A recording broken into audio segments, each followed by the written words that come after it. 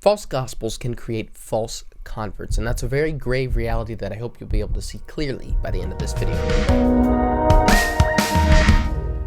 Welcome to the Unhidden Gospel, a deep dive into the biblical gospel. Today's video still falls under the umbrella of the foundations of the Unhidden Gospel, as I'm doing my best to explain the importance of understanding the nuances of the gospel and laying out a lot of information that'll be referenced in future videos. My last video dealt with what exactly makes a false gospel false, and to sum it up in a phrase, it's any small difference between it and the biblical gospel.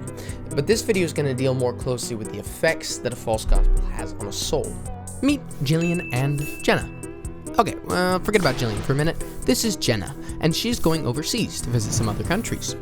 She has a friend that warns her that she needs to get some vaccines before going and tells her what to get and where to get them. So before she leaves, she does just that, and nothing more really needs to be said. Jenna needed to be protected from disease and got exactly what she needed to be safe. Okay, now we can come back to Jillian. Jillian is also going overseas, and someone also tells her that she needs to get some vaccines before going. The only difference is in the way that Jillian is directed to get those vaccines. Whether by ill intent or ignorance, who knows, and it doesn't really matter, because Jillian was directed the wrong way to get those vaccines. Instead of getting the real vaccines, she was directed towards a couple of pills that she was told were new medical developments and worked just as well as the vaccines. Well, unfortunately, they don't.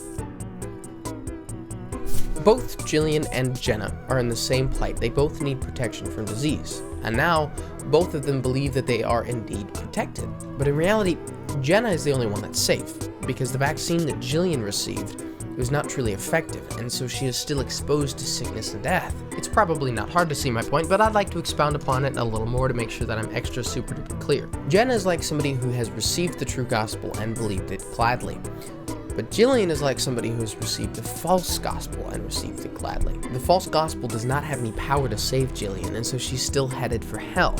Now the reality is that Jillian is not any worse off than any other non-Christian, but that said, there is some nuance to the dangers of being a false convert. For someone like Jenna, she was ripe for the truth, and all she needed was to hear it. And for Jillian, whatever she may have been, she is now closed to the truth because she already believes that she has it. In order to reach Jillian, one must first show her why what she has already received as the truth is not the truth before she will be open to listening to the truth. So there's an extra step to sharing the gospel with somebody like Jillian, and it can be a hard step at that. After all, how dare you question the salvation of somebody by sharing the gospel with them? Oh, no, thank you, I already have a relationship with Jesus, or you're just a legalistic, self-righteous Christian. Of course I'm already a Christian, I don't need this. Or what makes you think your version of Christianity is any better than mine? Sometimes the seeds of near truths plant hard-heartedness and self-righteousness in a false convert. And that's no problem for God to get around, that's not the issue here. But we do have a responsibility to be able to minister to false converts in a loving way. And how can we do that if we don't know the true gospel like the back of our hand? I would also encourage you to consider another very important aspect here, and that is that Jillian, now that she's received, the easy pill instead of having to take the painful syringe, she's very likely to tell other people about that before she leaves. And they're very likely to tell more people, and so on and so forth. And sadly, the false message of those pills is going to spread a whole lot faster than the truth of the syringe, and that should make sense, because if you can just take a pill to get by, why would you even consider the painful shot? False gospels spread much easier than the truth. They don't force people to humble themselves. They don't call people to give up their sin.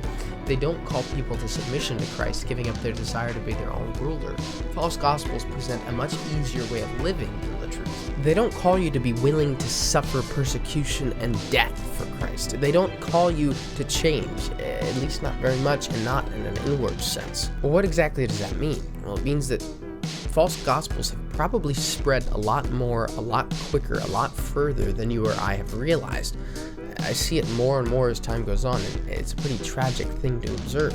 This is why I have said that I believe that churches upon churches and pulpits upon pulpits are filled with people who are not truly followers of Christ and are still dead in their sins. It's because false gospel spreads so much more easily than the truth, and because communication to the masses in our day and age is so easily and readily accessible. It's so easy to reach people with a false message, with any message, and there are a lot more false messages than the truth. There is only one truth and an infinite number of lies.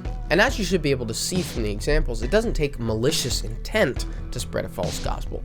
Well-intentioned ignorance does a fine job of spreading lies. I think even a true Christian who doesn't have very much understanding about the gospel can spread a false gospel without realizing it if they're not careful. Thank you so very much for watching, but as always, test my words, read your Bibles, and spread the truth.